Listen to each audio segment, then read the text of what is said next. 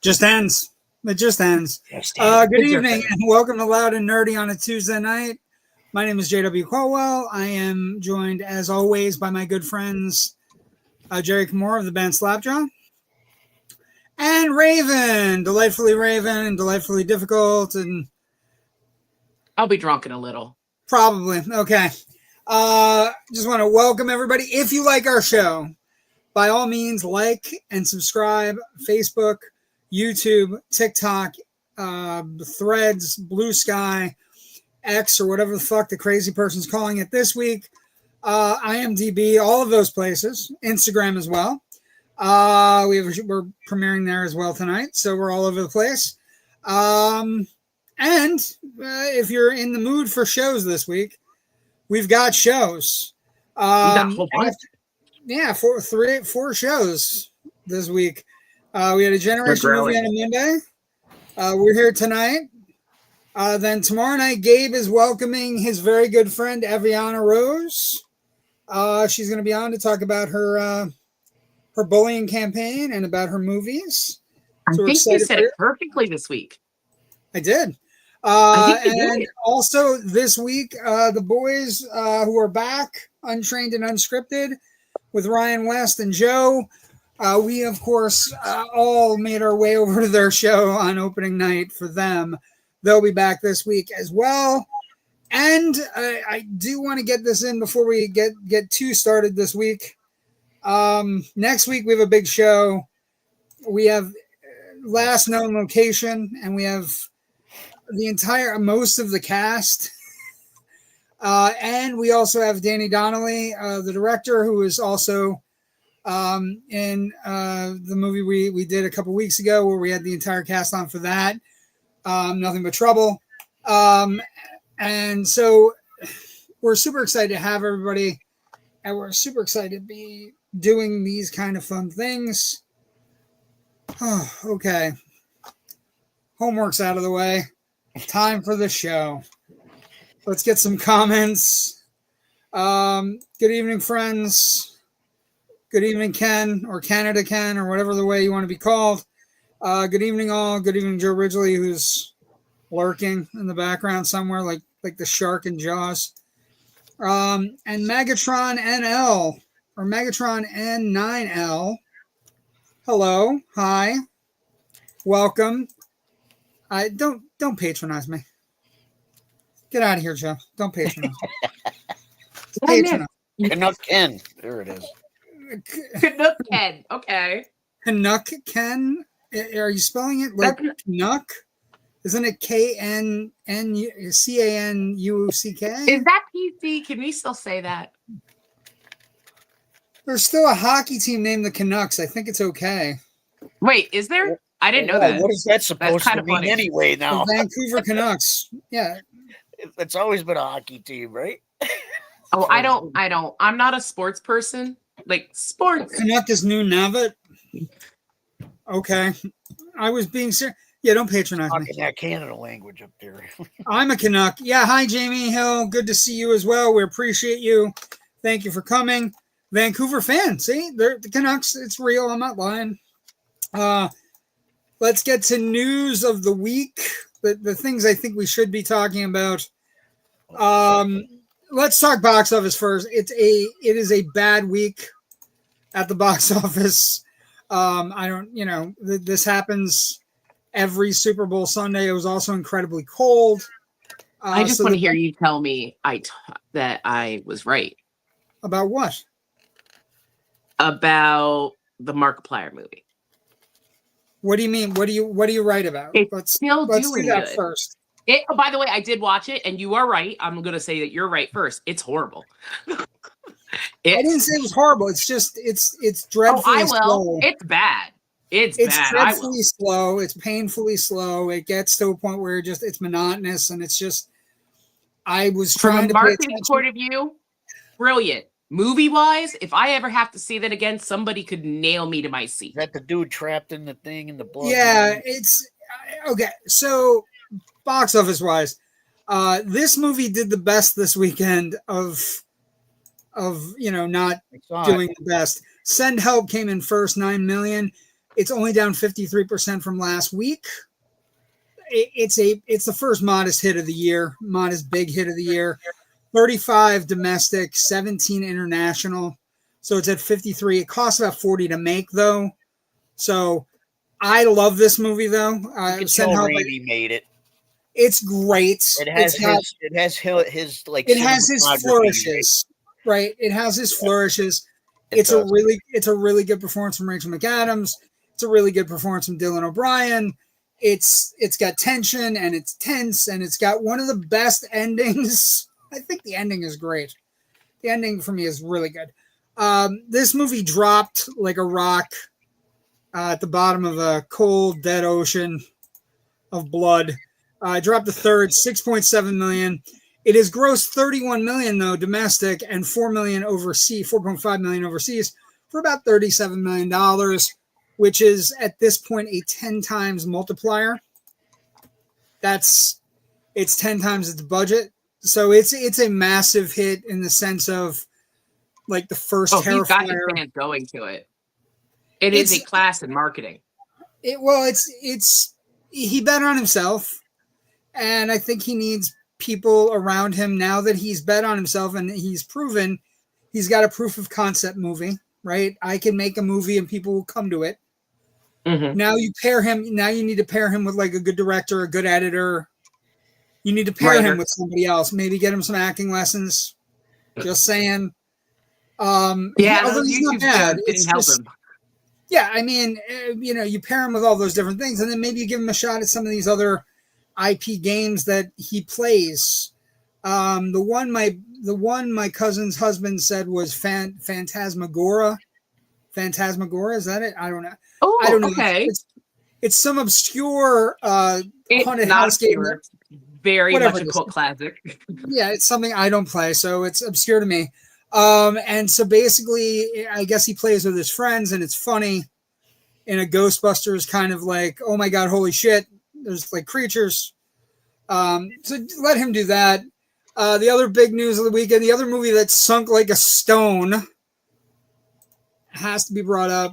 It went from third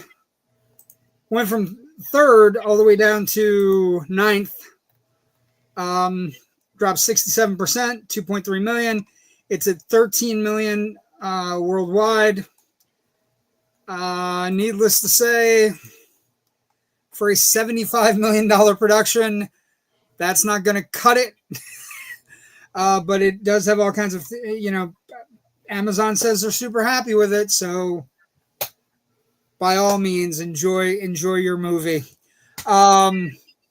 I also want to talk a little bit about, let's talk about last night. We did King Kong versus Godzilla. We had author Tom Shabula on. He was fantastic. He was. He has a book, Most Colossal Conflict the Screen has ever known. He's got other books about James Bond and the spy craze of the 60s. He's also got about television from the 60s, including the Batman television show and other shows when TV went color. Jerry, really this guy's background was all vinyl. It was great. Nice. Yeah, his background was incredibly vinyl, and he had mostly soundtracks, but he had some, it was mostly soundtracks with a lot of Batman stuff. He had a lot of Batman 66 stuff, which endeared him to me. And he also brought up the coolest fact of the night was that Greenway Productions had at some point after Godzilla versus Kong and all these things, because that came out in 62, Greenway Productions was producing Batman. There was going to be a Batman Godzilla movie with Batman going to Japan and fighting Godzilla under the control of a new Batman villain who controlled the weather and Godzilla. And Tom also let out that in that particular draft of the movie, Batman kills Godzilla by blowing up his brain and shooting him into space. So yeah, I also found out that Godzilla just wants to get crunk the whole time. He just wants to drink. I found out listen, I am not a Godzilla person. I'm not a Kong person. You guys were selling me last night to watch it just simply because I didn't know half that stuff. I had to watch it in Japanese. I watched it entirely in Japanese, except for the American parts. It was rough. My favorite part of last night's show, like, it's a really good fight, was hearing about your love of that franchise being transferred to your nephew. It's not, that was my favorite part. No, it's his love of the franchise being transferred to me. I'm being dragged along. I've never been a huge Kong and Godzilla like the same grouping? No. Kong movies and Godzilla movies are two very. First off, the original King Kong in 1933 is one of the greatest action movies ever made.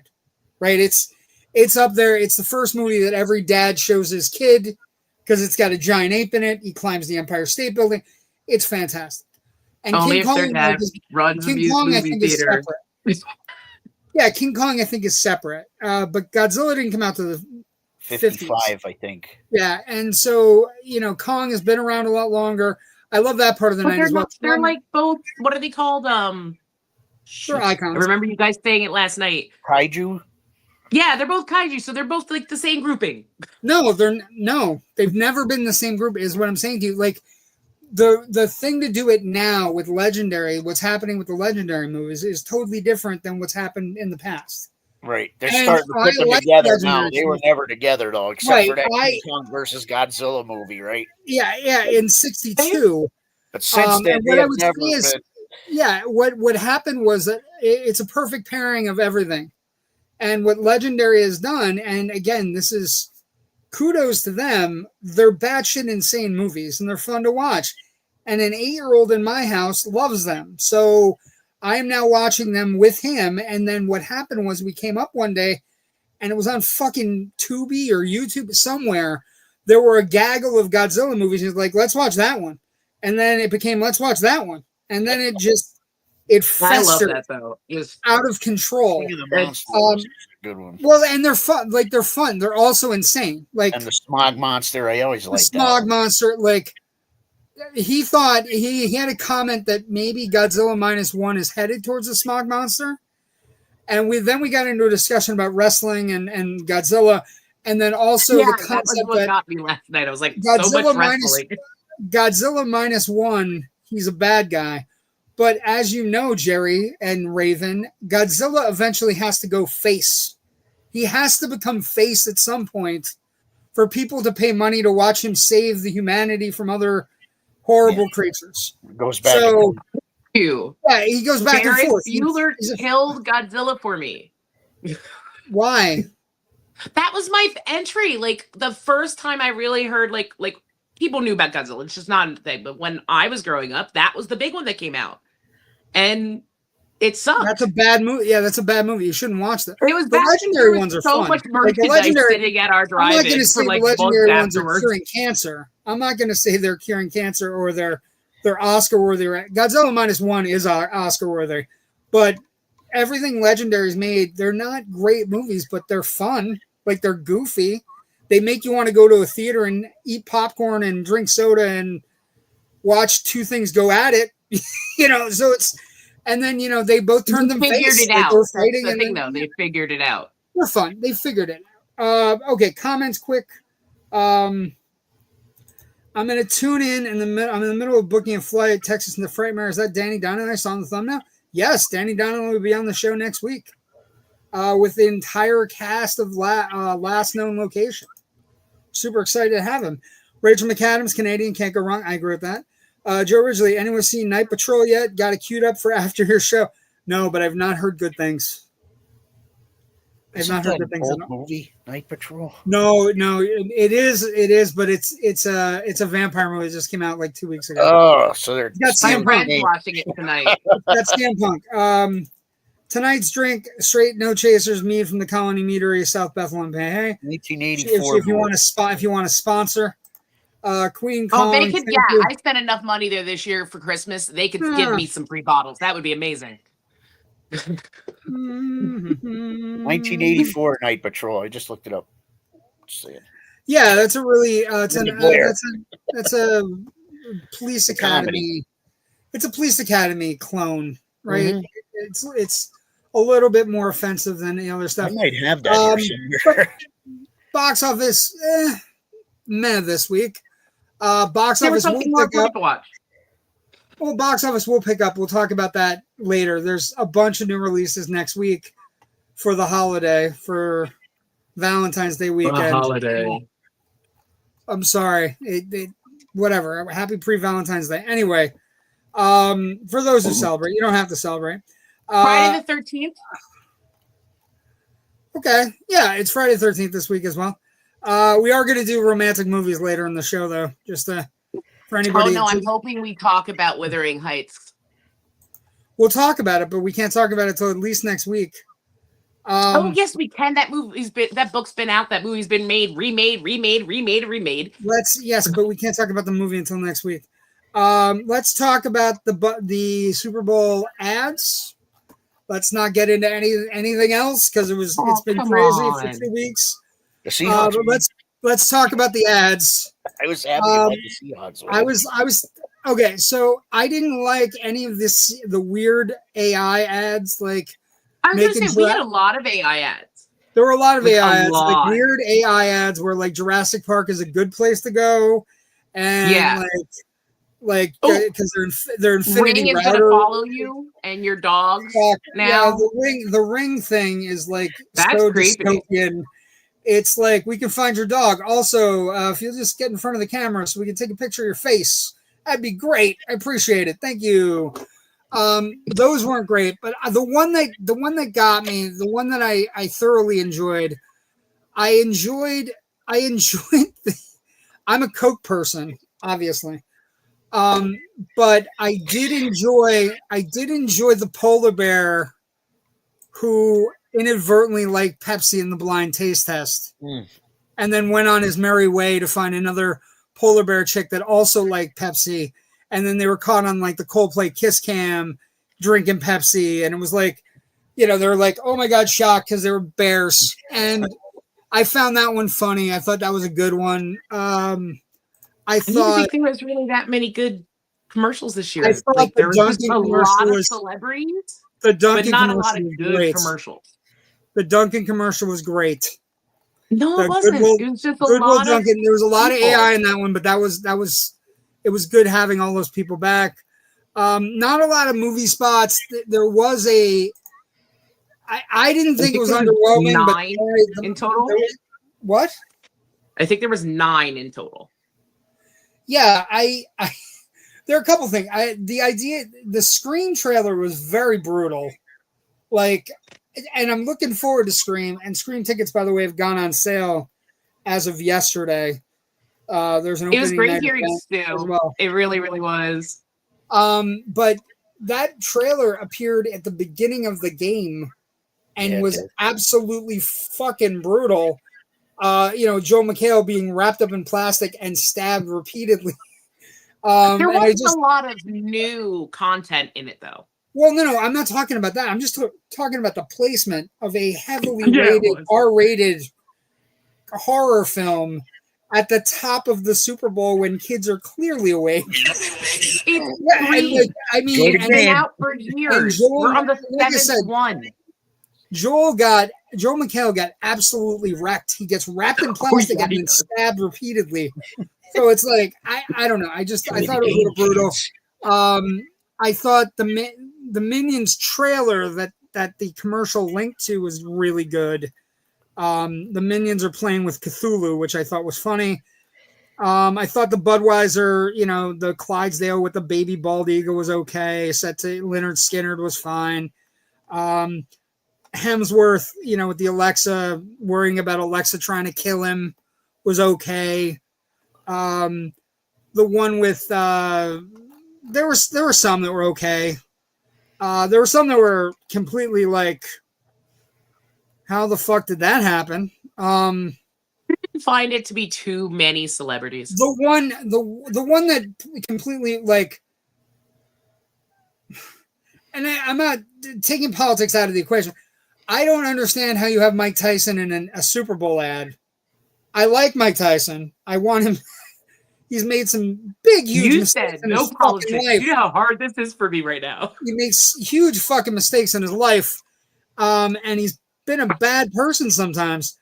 Yes, but he's a replacement for the person that was going to be a part of that, and that guy had a heart attack from too much. I just don't know how anybody goes. You know what? This ad costs $2.5 million for 30 seconds. We're going to bank on Mike talking about all of his family members dying of diabetes. At least he didn't talk about taking a bite out of something. Well, he was talking about eating healthier, which is, again, another weird, I guess, if you're into red meat, the replacement person for this program. First being a man who had a heart attack in his 50s because of his steroid use. Well, he did have that. He did have that thing where he met Holyfield and gave him the ear back. Yeah. He also sells weed gummies. Weird. I don't know. The man is brilliant. Of all the celebrities and all of the spots, the one I did not expect to see was Mike Tyson. Really? Crazy. He's been on stage with Trump before. Yeah, but yes, sure. The idea of putting him in a spot on the Super Bowl is, I think that's a little. I think that's cray-cray. I think that's nuts. All we had to do was have him drinking raw milk, talking about eating things. No, I just one step away. Anyway, so there's Super Mario trailer. The Mandalorian trailer I liked because I got what they were trying to do, but a lot of Star Wars fans are worried now. They're like, "Oh, no, okay." Is this for a movie or a TV show first? Mandalorian Grogu is a movie. It is a movie coming out. Is Sam Elliott going to be in this movie? Or was he just the narrator? Just the narrator, because I think they were going for a Budweiser-like commercial with Tauntaun. I was about to say, can I buy a Tauntaun ornament like that for my brother for next Christmas? Because that's what that wanted. That's all I wanted to do. I don't know. I don't even know if it's in the movie. I don't even know if it. I don't even. Okay, so a couple things. They're definitely on a snow planet at some point. I don't think it's Hoth. They are fighting AT-ATs on the snow planet, and that's been in the trailers. But a sled being pulled by Tauntauns, just so we're clear, if that does materialize in my store in the next 5 months, it's going to be behind me. So I'm surprised there's not one of those little cute teddy bear thingies behind you. It's behind me. You just can't see it. It's here. Right there. Listen, my brother is a Star Wars fan, although now he's an adult who says he's not a Star Wars fan. Oh, he's lying. You know what? He's lying. My brother's weird. Both my brothers are weird. My brother's weird. Everybody's actually a Star Wars fan. That's how I know Star Wars. Everybody's actually a Star Wars fan, and then we bitch about things, we whine, moan, and complain. We get upset if our heroes are brought down a peg. Because it brought in if you're not a Star Wars fan, me, I know what those little Tauntaun things are. Those are cute. I've seen so many of them. Stuffed animals. Okay, I'm just saying I know what they are. I know what Baby Yoda is or whoever he is. I don't know who the other dude is. His name is Grogu. Get the fucking name right. I don't watch it. I'm just saying it's sold. Don't call him Baby Yoda. For something that was totally not about the movie, it sold me to say I should probably get caught up. I don't think it's sold for Star Wars fans. Star Wars fans were wanting something bigger. All you have to do is watch Empire Strikes Back and your love will be renewed for the... Is that the one with the Ewoks? No. That's the one after. Oh. Which one has the Jar Jar? That's Phantom Menace, right? I'm just gonna say no. And then that was... He's in Phantom Menace, he's in Clones, and he's in Sith, but it was a scale of how much Jar Jar we could fucking take. Listen, let's just get to the actual trailer that I want to talk about. What trailer do you want to talk about, Raven? Baby Crypto. It was a good trailer. but that movie doesn't need any more sale.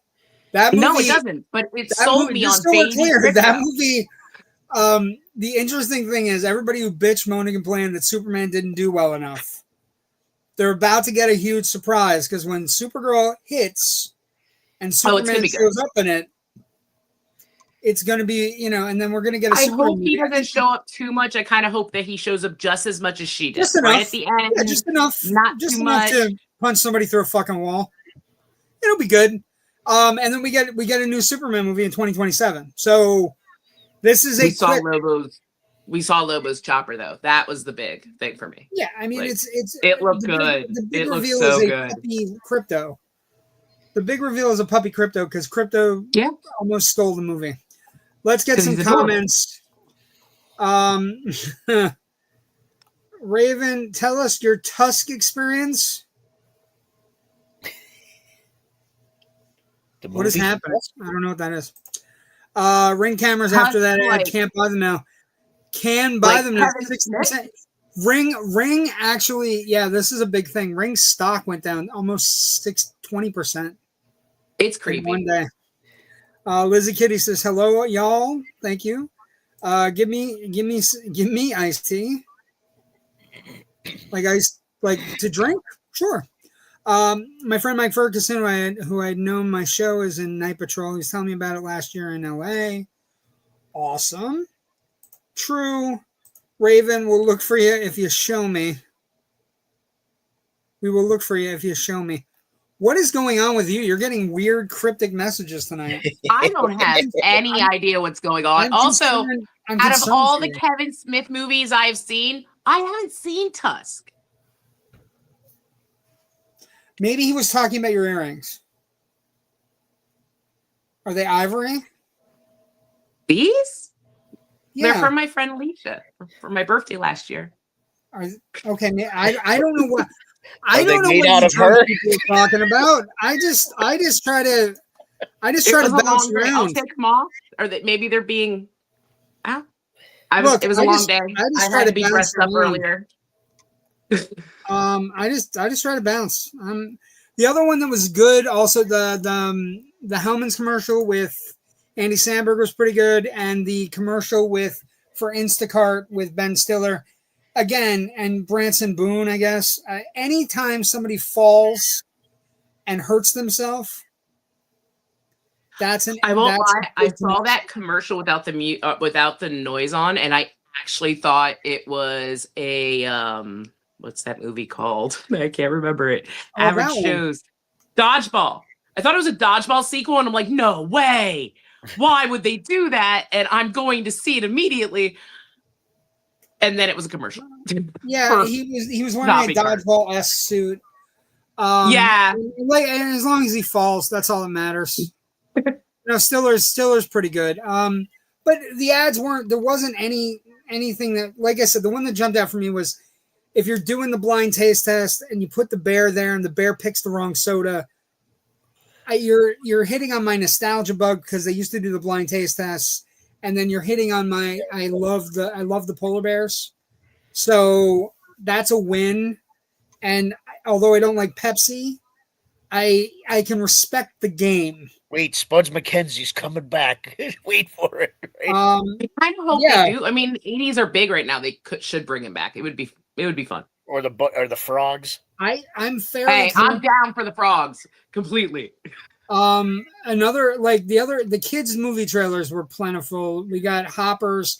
We got a Minions commercial. Again, if you go to the trailer for Minions, really batshit.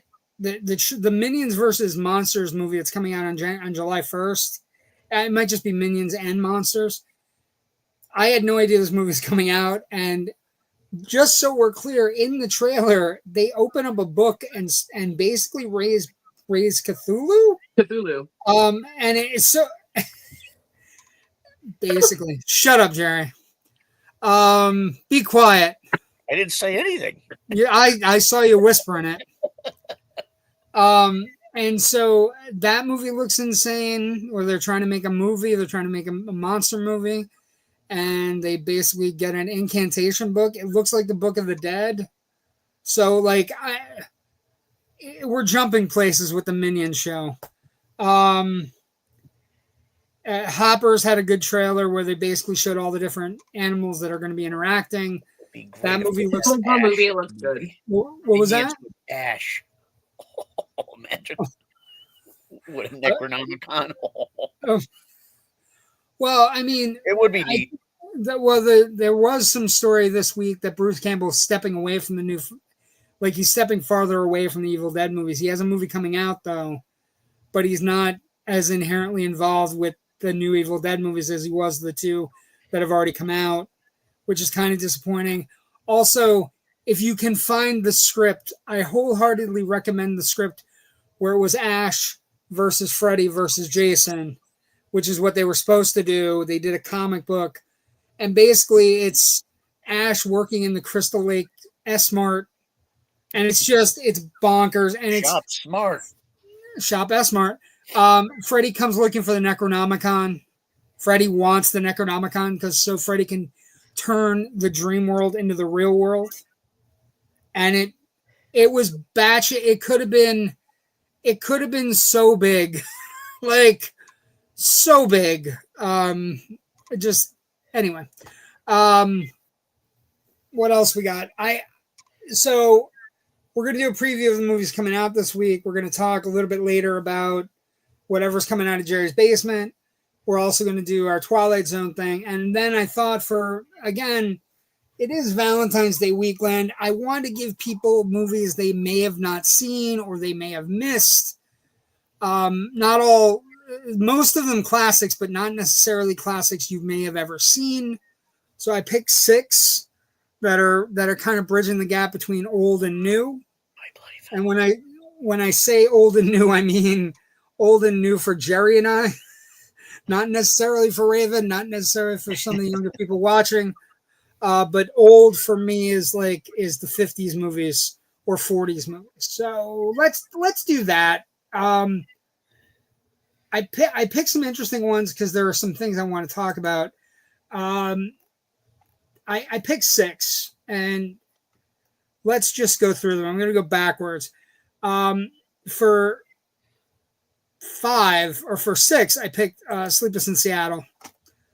I think you can't go wrong with Sleepless in Seattle. It's a really great movie. It came out in 93. It's Nora Ephron. It's written by Nora Ephron, David Ward, and Jeff Arch.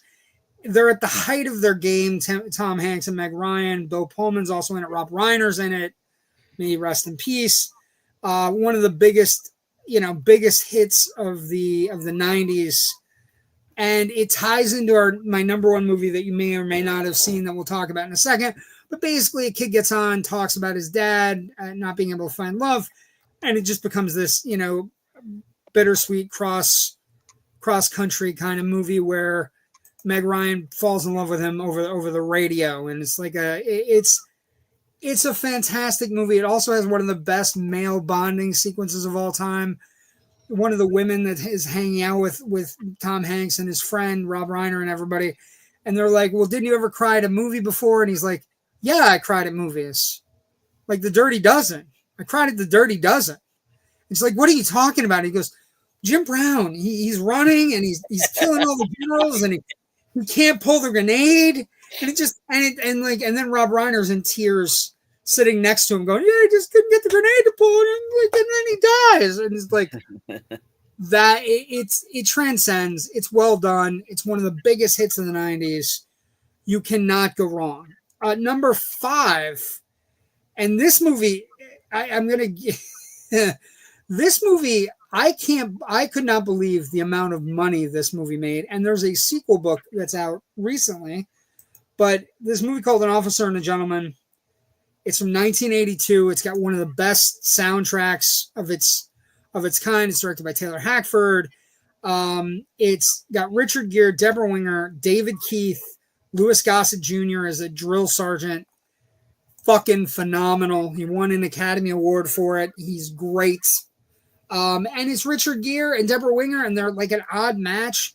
But basically it's about naval military training, and then the women that live in the town of the naval base trying to attract officers to like marry and it's great. Deborah Winger's fantastic in it. She's one of the most underrated actresses of the 80s, in my opinion. She's great in so many movies, but this movie is fantastic. And when we did it on Generation Movie, what I found out, and this is a shocking thing, this movie made so much fucking money. You will not believe the amount of money it made. It grossed $130 million in the year where it's the third highest grossing film in 1982. That means the only two movies that are ahead of it are Tootsie and E.T. are the only two movies ahead of it. It's just really good. It's got Love Lifts Us Up Where We Belong. It's a fantastic song. Great movie. Amazing movie. Everyone should see it at least once in their lifetime. Where we belong. Yeah. Where eagles fly on a mountain. Eagles fly.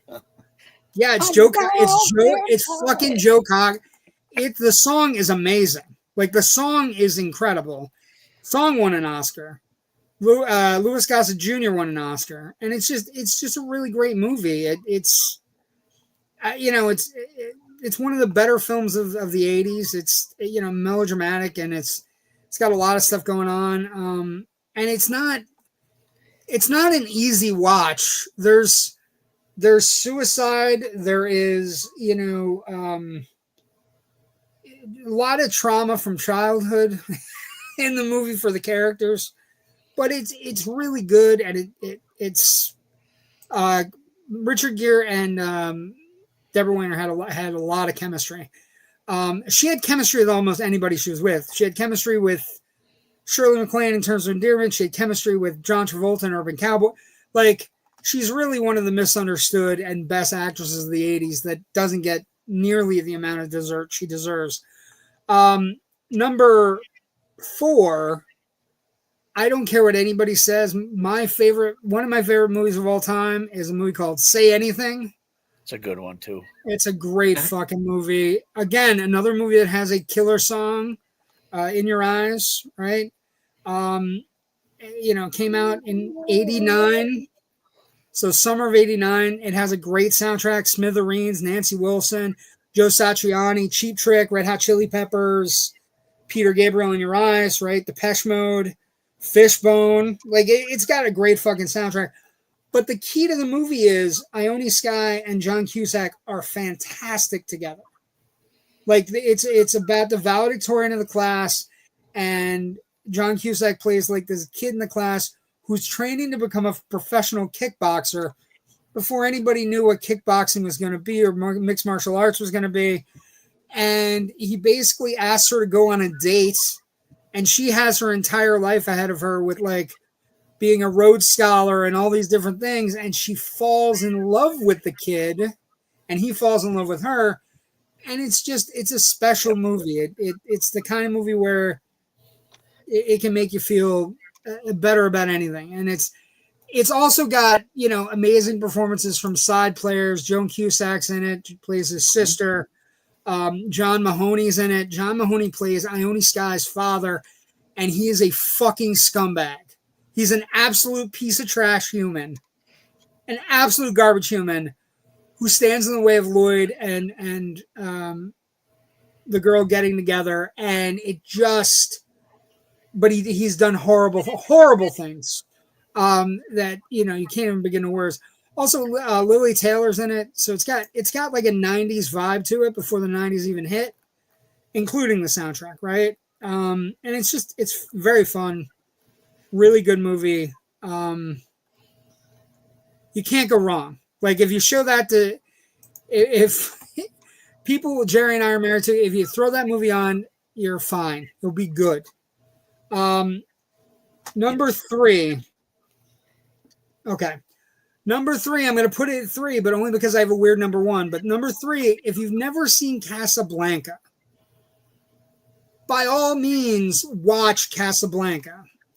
Not because you hear it's good, but what you'll find is that it's not only, this movie directed by Michael Curtiz from 1942, not only is it one of the most fantastic romances ever put on film, it is an incredible war movie. where basically everybody in Rick's bar are dealing with the German army and dealing with French people that are trying to escape the German army through Casablanca. And it's got a lot going on. It's got a banger performance from Humphrey Bogart, an incredible performance from Ingrid Bergman. It's the gold standard of old Hollywood movies. There's a reason every year they trot it out and it plays in theaters, because it should be something you should experience. It's very romantic, but it's also like, it's got a lot of shit going on in the background that you don't actually realize until you rewatch it once or twice. And once you rewatch it, you're like, I don't know that the love portion is that important compared to the rest of the stuff that's going on. I mean, it is, but it's not.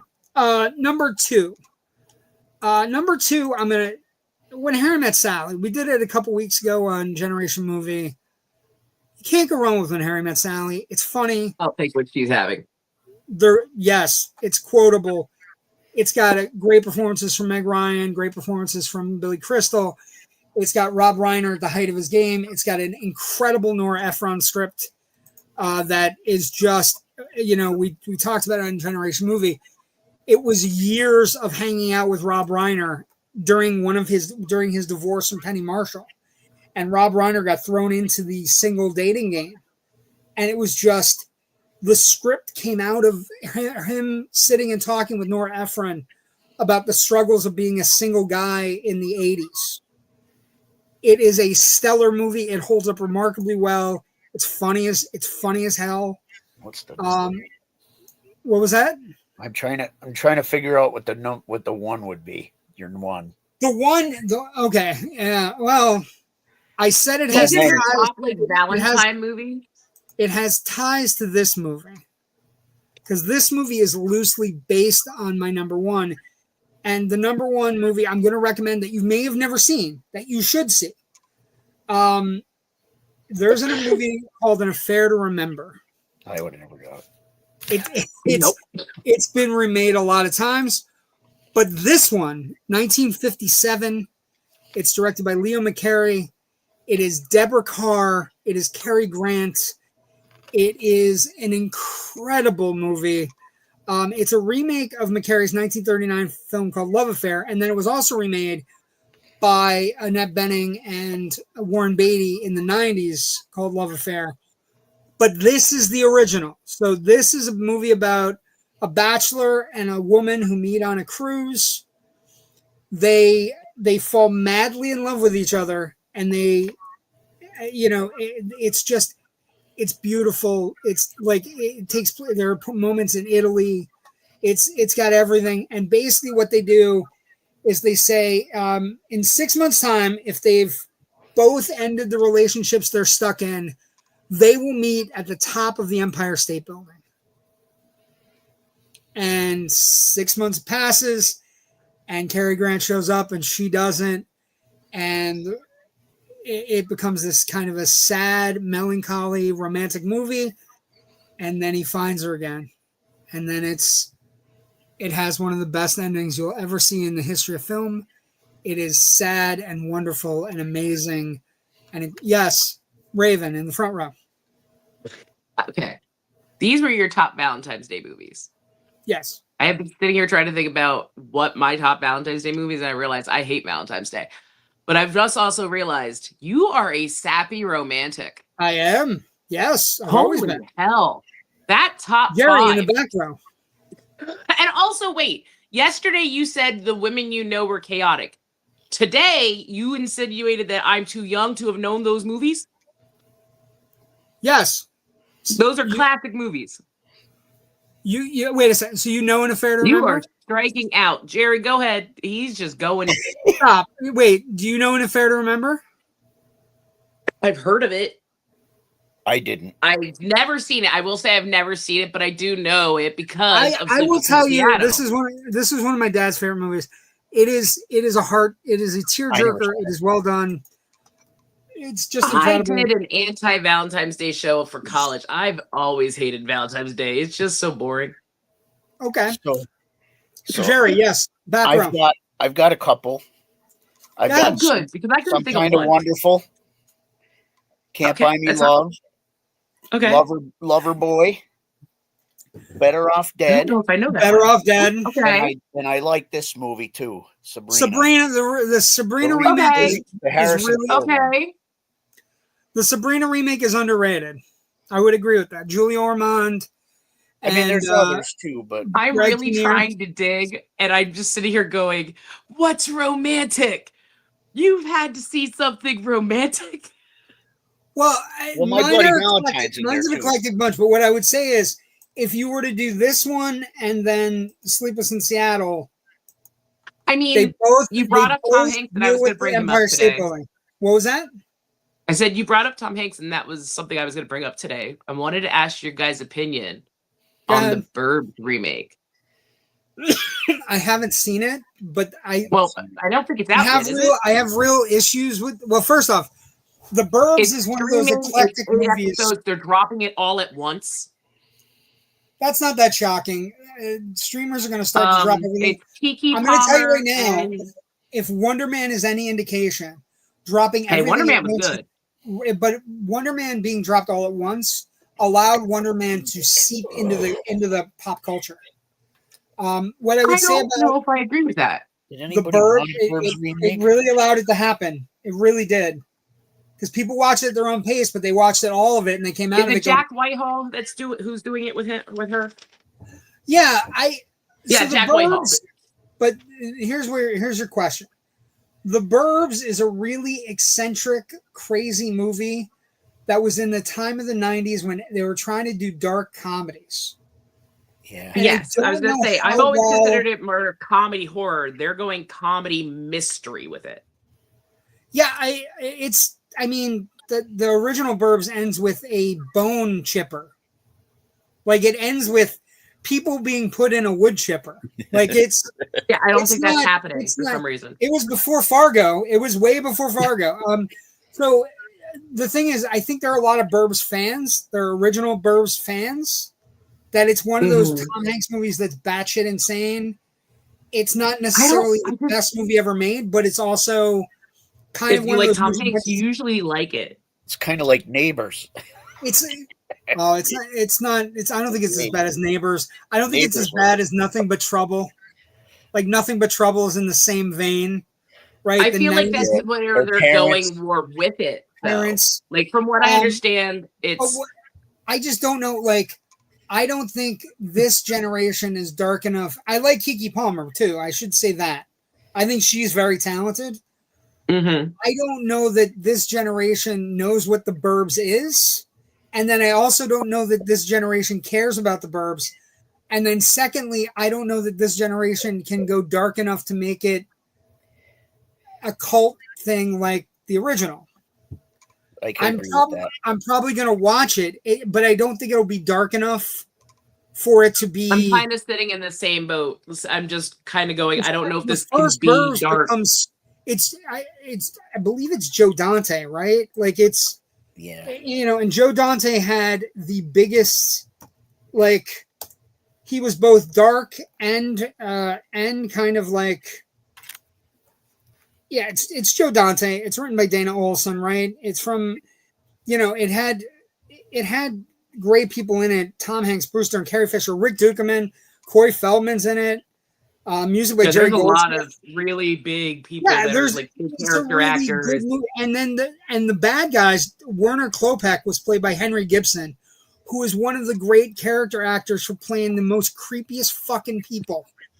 Right? And that movie ends with, again, people being thrown into a wood chipper. Like it's not a joke.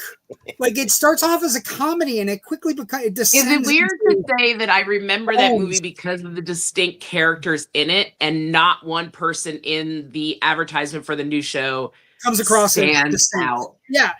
Well, it was Rick Dukeman. Rick Dukeman was at the time was a very big actor, right? Bruce Dern was great. He played like the older guy that was like, oh, we know what the fuck they are, like. But it's like. It's a traditionally, to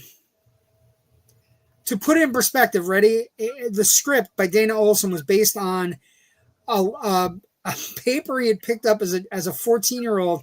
Librarian kills family and self. Family not found. And then he wrote the script about like what happens in houses that we don't know what's going on in. And so I don't think it's going to be as dark as the original.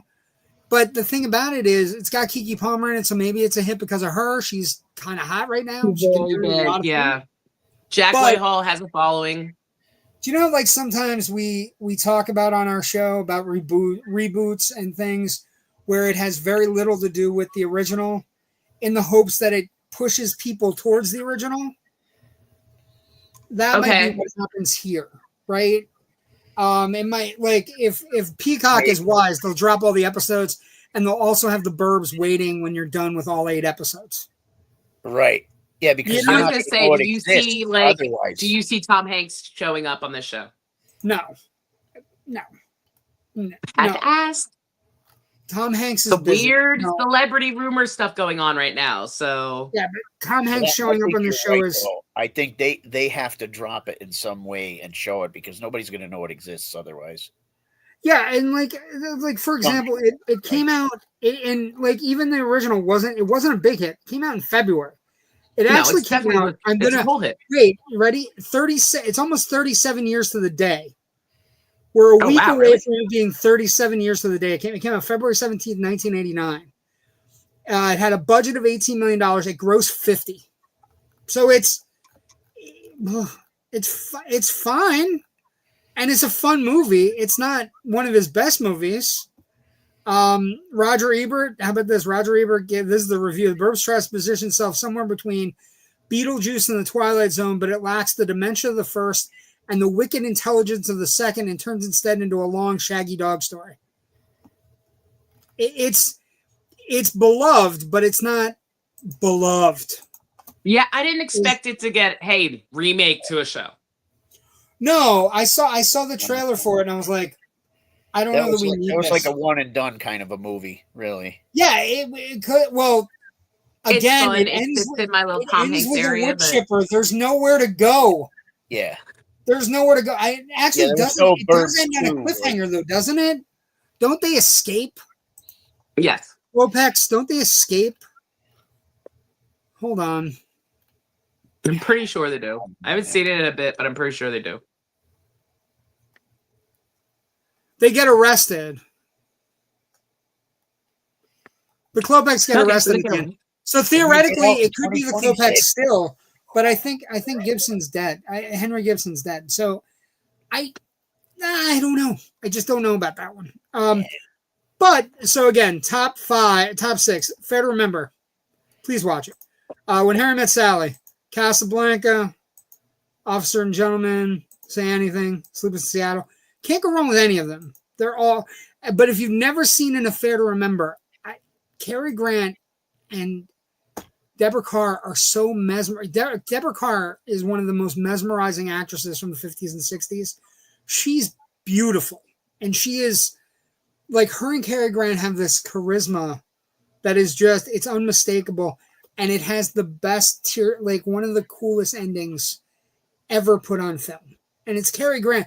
Like, it's a Cary Grant movie where Cary Grant loses. Doesn't happen that often. Where he doesn't get the girl he wants, or he doesn't win, and but you have to watch it. An episode last week. Yes. Let's do Jerry. What's coming from your basement? What do you got? You got a toy? You got a movie? What do we got? I've got some collectibles here. Oh, I like collectibles. They all match up. I love collectibles. What do you got? So I've got. We're going full screen. Hold on. We're going full screen. I've got the Christine soundtrack. Okay, hold on. Wait. I'm screwing things up.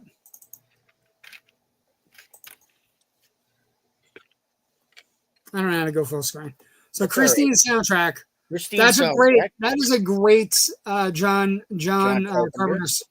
It's a really good soundtrack. And it's an underrated movie. They actually advertise the other soundtracks he has for all the Halloweens. Escape from New York as well. Then we've got the beta tape here. Christine's a great movie.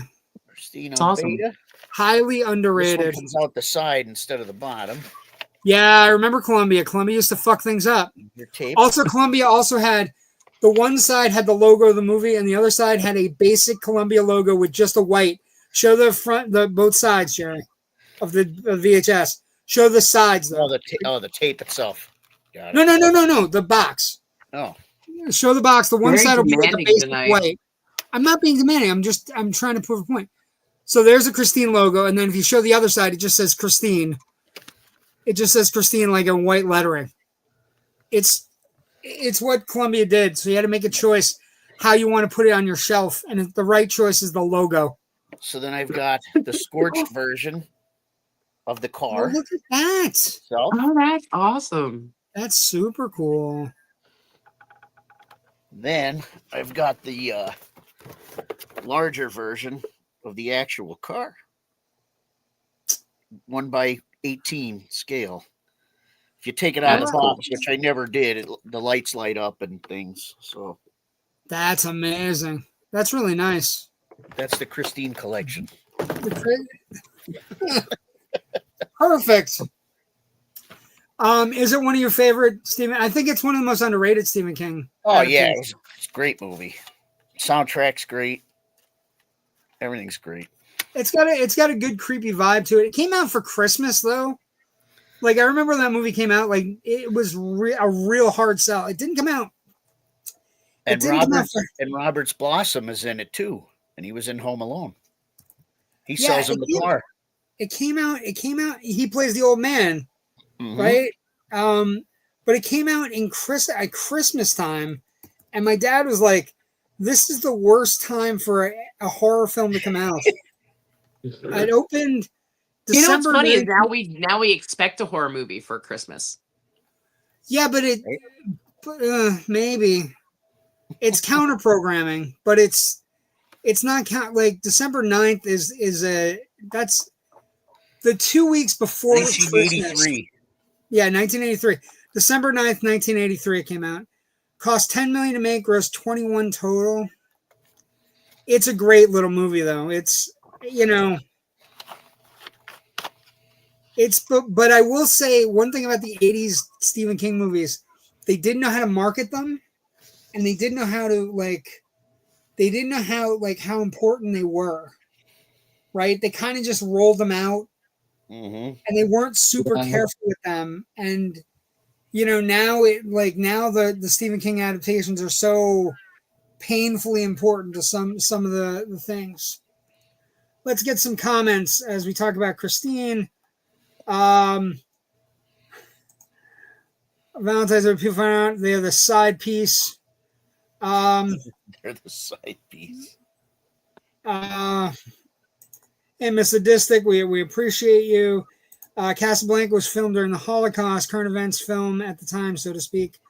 Yeah, it's an incredible piece of cinema.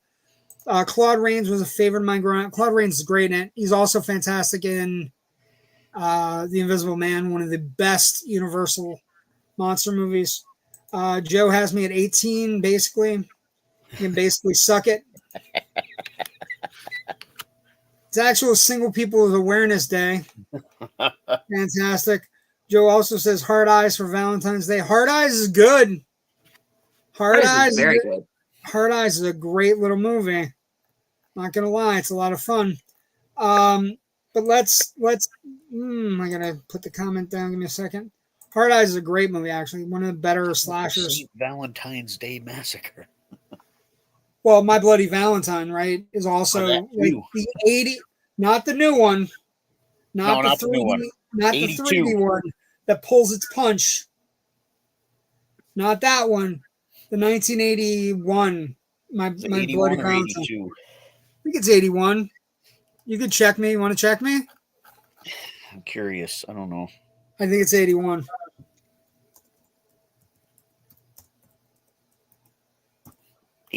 You're right. There we go. And for Ken, it's a Canadian slasher movie.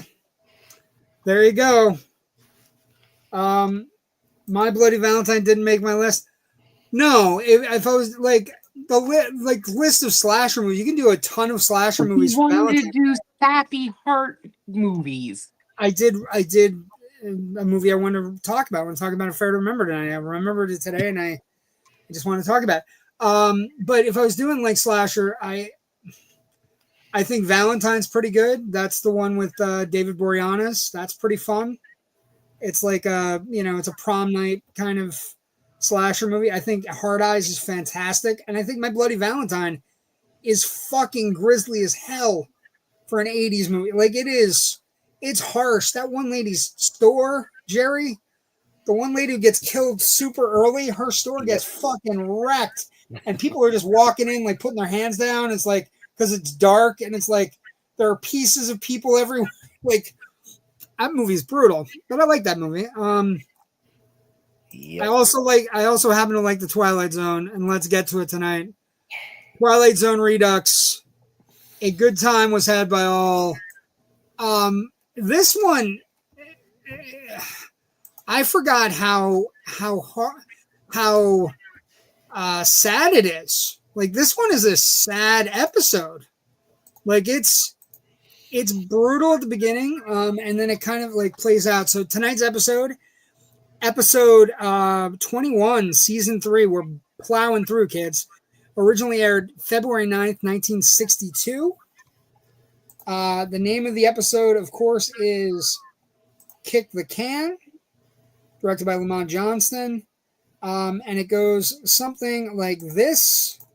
Opening narration: Sunnyvale Rest, a home for the aged, a dying place, and a common children's game called Kick the Can that will shortly become a refuge for a man who knows he will die in this world if he doesn't. He will die in this world if he does not escape into the Twilight Zone. So the episode begins with kind of a sad. It's a gentleman. He's super excited. He's watching kids outside. They're playing a game in the front. His son comes, and he is leaving. And when he gets in the car, his son basically says to him, "I know we talked about it, Dad, but I can't take you today. You have to stay here." And when he gets back in, this character, this old man, he basically says, his son, his son doesn't have the space anymore. We thought it would be a good idea, or I thought it would be a good idea, but he has a new baby on the way, and it's only a two bedroom house, and so he gets you get stuck. The impression that he tries to do this every time the son comes. That's what I got. Yeah, you get like that he wants to see his dad, but the dad's ready to split every time he comes. Well, and you're taking me this time, right? The camera stuff around the house. There's like one guy doing laps around the living room. There are people that are asleep in various places. It is the saddest old age home you've ever Yeah. And again, I can't think of any old age home that isn't sad, but this one is particularly sad. He has his best friend, his name is Ben. His best friend's name is Charlie. And the episode progresses where, he just, after his son leaves, he goes and he sees the kids playing, and he steals their fucking can. I know. Mister, give it back. And they're fucking playing with it. He steals it, and then he just, he starts talking crazy to his friend, and his friend's worried about him. Why can't we be young again? And he's he has the can, and he says, when I kissed my wife for the first time, there was magic in this world. I think there's still magic. I got to find a way to find the magic. And so his friend is worried about him. His friend reports him. To the guy in charge. And the guy in charge basically says, "I'm going to have to take him aside and take him away from his bed and put him somewhere safe." I love how the guy in charge says, I'm 45 years old, and I'm looking at him like, "No, you're not." He said his age. He was 45 or something. Yeah, but he clearly looks like he's in his mid to late 50s. Charlie betrays him, and basically, Ben finds out that Charlie's betrayed him, and Charlie's like, "I was just worried about you. You're dreaming about all this stuff." I told Mr. Cox, I told Mr. Cox that that you're acting out of sorts. That your son's your son's visit left you out of sorts. So Ben comes up with an idea. He talks everybody, all the old folks in the home that have a little bit of life left in them. Let's go outside tonight in the summer air. We used to run outside late at night and play. And you get the idea that these people have been, like, this old age home is at the end of a street that all these people have been living at forever. They all know each other. They all remember their time in the sun. They all remember being young. And he says, let's go outside. We'll play the game tonight. And he talks them all fucking into it. And then they go outside and they start playing. And then Charlie alerts Mr. Cox. Mr. Cox goes outside and he's like, all these kids. And Charlie starts looking at the kids. And, he starts looking at the kids and he realizes that the kid that's standing there next to the can is Ben. Right? It's his best friend. He's like, Ben, it's me, it's Charlie. And, Mr. Cox is like, well, they're not here. We'll have to go down and look for them by the orchard. He must have taken them all. It's like, and he has like an idea that it's like a suicide thing. Like he gets very frazzled about all these old people hanging out, like these old people that are like, they're not in bad shape, but he has this idea that he's like leading them away. I don't know. Go ahead. I'll let you finish. Then I'll. Oh no. It's just that he's leading them away. It's very like, we got to get him before he does something crazy. And it's like, I don't know, just playing kick the can with a bunch of old folks in the middle of the night is kind of crazy. You know what I mean? It's beyond crazy. And then Charlie kind of sees Ben, and then Charlie's like, don't you recognize me? I'm your best friend. I've been your best friend forever.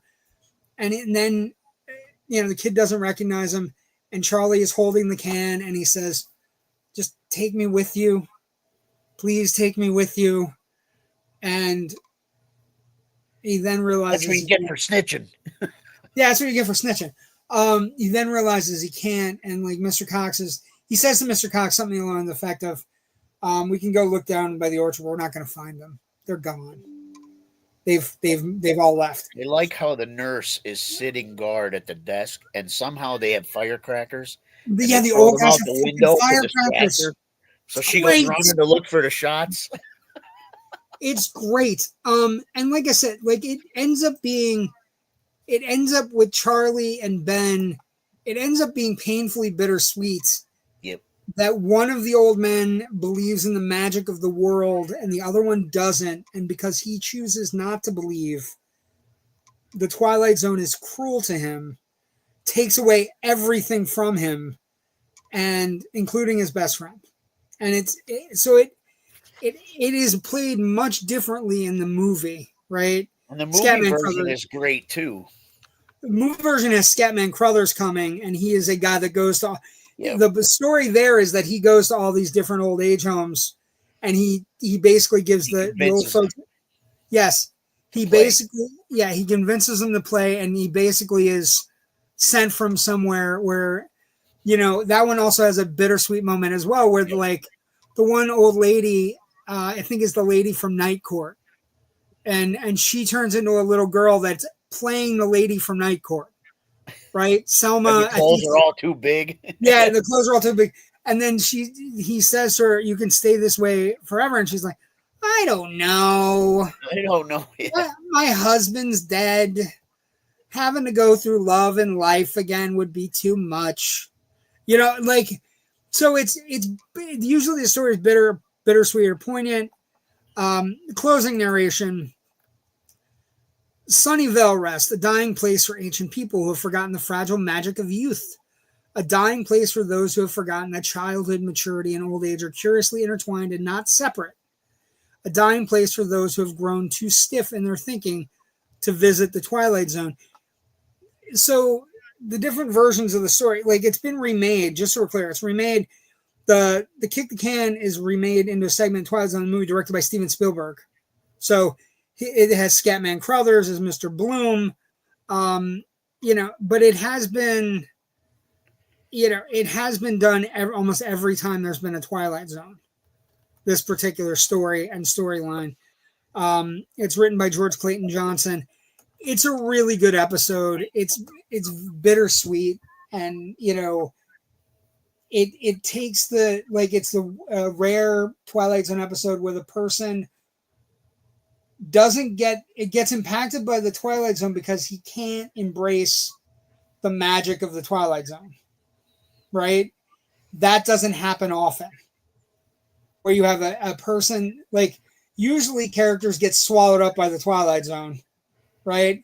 This is a character who not only looks at the Twilight Zone and goes, I don't want it, but then his crushing soul defeat is that because he can't embrace the Twilight Zone magic, he loses everything. Yep.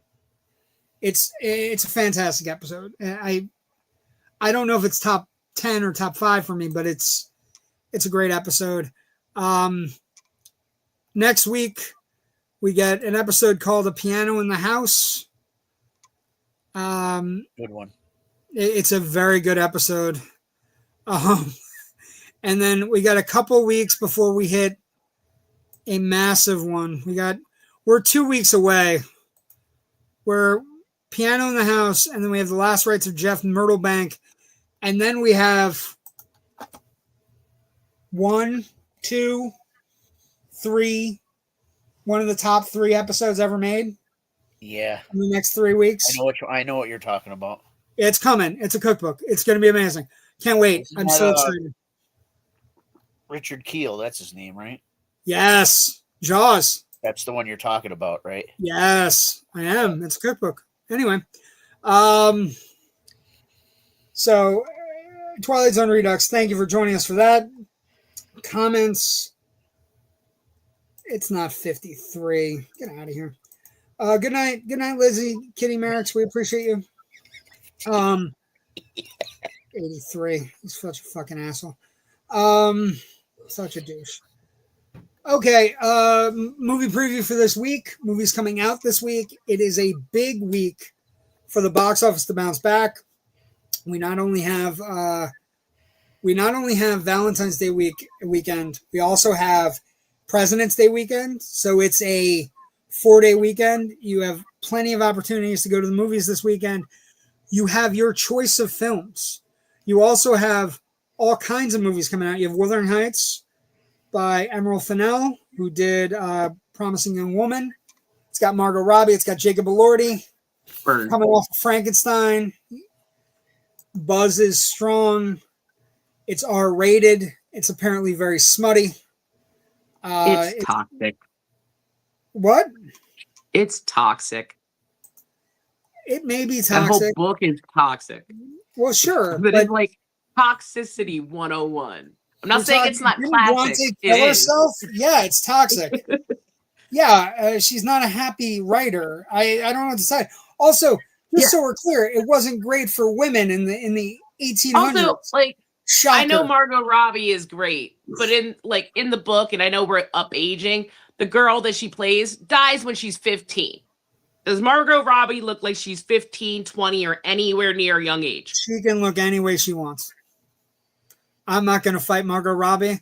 I'm not going to fight Sydney Sweeney. There were plenty of younger actors that could have played this role. Yeah, but I don't think I think they're going filthy. So I don't think they could go younger actors. I think 20. I think they picked 2 of the hottest actors going. Elordi is coming off of Frankenstein, where he's got an Oscar nomination, and now he's going to have this. I will point out that Heathcliff is, like, in the book, written and noted as being a person that was possibly of color. This is one of those times they could have actually done it. In 2011, they did it. That wasn't a good remake. Elordi, but like they remade this movie so many times, people. Just pick one. Elordi, yeah, it's a lot of versions. Oh, they're Elordi all. Elordi and Robbie are going to do very well. Fennell is one of the great. Emerald Fennell is one of the great young directors. She's fantastic. Saltburn was really good. Saltburn's great. Promising Young Woman's great. I mean, for the if kiddos, you're going for like historical accuracy, don't. This is all style over substance. It is. This it is very much the Bridgerton effect. Is, You're going to have pop music, synth music, clothing that has no point of being represented in that time period. But it's going to be gorgeous. Oh, no, I think the clothing is going to be very. I think it's going to be very bodice ripper. Anyway. Oh, absolutely. Other movies coming out. We got stuff coming out. We got for the kiddos. Let's talk. GOAT is coming out. It is by the same company that did Spider-Man Across the Universe. It is by the same. It has a lot of hype. Yeah, it's by the same company that also did K-pop Demon Hunters. They are getting a big budget release now. Sony realizes that their animation movies somehow are good. They did the Mitchells versus the Machines. They did K-pop Demon Hunters. They did all the Spider-Man anime movies. Their movies are good. They're finally realizing that Sony Animation is actually where they're making money. It's also got the kid Caleb McLaughlin. Caleb McLaughlin from Stranger Things. And also, it's got Steph Curry as an executive producer. It looks fun. I'm going to have a blast at it. I love animated movies. Little kid. Yeah, I love animated movies, but this is going to really rock with that like young audience. This is going to do well. Okay. Then you have the two movies that are almost similar, and I can't believe they're being released on the same weekend, but we're going to talk about them quick. Cold Storage. Georgina Campbell, Joe Keery from Stranger Things, and Liam Neeson. It's written by David Koepp, the screenwriter of Jurassic Park. It's being directed and produced by the creators of Zombieland. It looks batshit insane. It's about a bunch of two kids that come. Poster looks like Zombieland. It has zombie things going on in it. Trailer's crazy. And the one that I think is going to hit. This is the one that I knew about. I didn't know about the other one. Yeah, this is called Good Luck, Have Fun, Don't Die. It has got one of my favorite actors in the world, Sam Rockwell, in it. That poster looks great. Bonkers. It's directed by Gore Verbinski, and it has a. This is the Valentine's Day movie. Right. The fusion, I would say, well, it's counter programming. I can't believe Cold Storage and it are coming out in the same weekend because it's the same people going to see both movies. Like, it is such a bad call for Cold Storage. This is the movie that you're going to take your girlfriend to, and you're actually going to have fun, and you're going to get laid. The other movie, she's going to be really fun, and you're going to fall asleep. Okay, well, I wasn't predicting anybody getting laid. I was just going with what I think is fun. But good luck, have fun, don't die. It's Valentine's Day. That's the point, right? It's 12 monkeys mixed with humorous AI jokes, and so I'm all there. So it should be a good week at the movies. Raven, have you started a page? Where can people find you? What are you doing? Me? Yeah, you. I haven't started a page. Tonight, I'm going to watch a documentary. I'm actually going to urge everybody to watch it. It's a Sundance documentary. It's on PBS. It's free. It's an hour and 5 minutes, and it's about librarians that are currently under attack with book banning. That's beginning a rash of it everywhere. Suggest you to watch it if you're interested in that, or if you're just somebody who's really into books. What's it called? The Librarians. The Librarians. Okay. So not the Librarians. It's free. Not the Librarians with Noah Wiley. Gotcha. What about you, I want to watch that too. What about you, Jerry? What's Slapjaw got going on? What do you got going on? And where can people find you? We're on Facebook, TikTok, Instagram. You could find us streaming everywhere. We do have a page on YouTube as well. We have a benefit show. It's February 21st. I misspoke last week. I said the 22nd. It's actually the 21st. That's good to know. At a place called Snappers Bar and Grill in Lake Winola. Nice. So JW Movie Guy, Facebook, Twitter, Instagram, Blue Sky, Threads, IMDb. I'm not on TikTok. But if you like the show, you can like and subscribe to the Indie Escape Network, YouTube, Facebook, Instagram, all those places. We have shows coming up this week, major shows coming up. We got Symbolistic Cynicism tomorrow night with Aviana Rose. I think I got it. With Gabe, our good friend Gabe.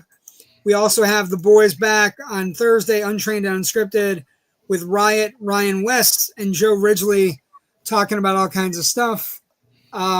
We hope to see everybody. We also have Generation Movie next week. We don't know what we're doing yet, but we'll let you know. Last two comments of the night. Slapjaw music alone with barbed wire. Okay. Barbed wire. Barbed wire. Yes. Again, we don't recommend that to anybody. We don't want anybody to get hurt. Thank you for joining us. Everybody have a good President's Day weekend. Everybody have a good Valentine's Day. Hopefully, whatever, if you celebrate or if you don't. Thank you for joining us tonight. We'll see everybody next week. Bye. Papa, watch the Super Bowl. Bye.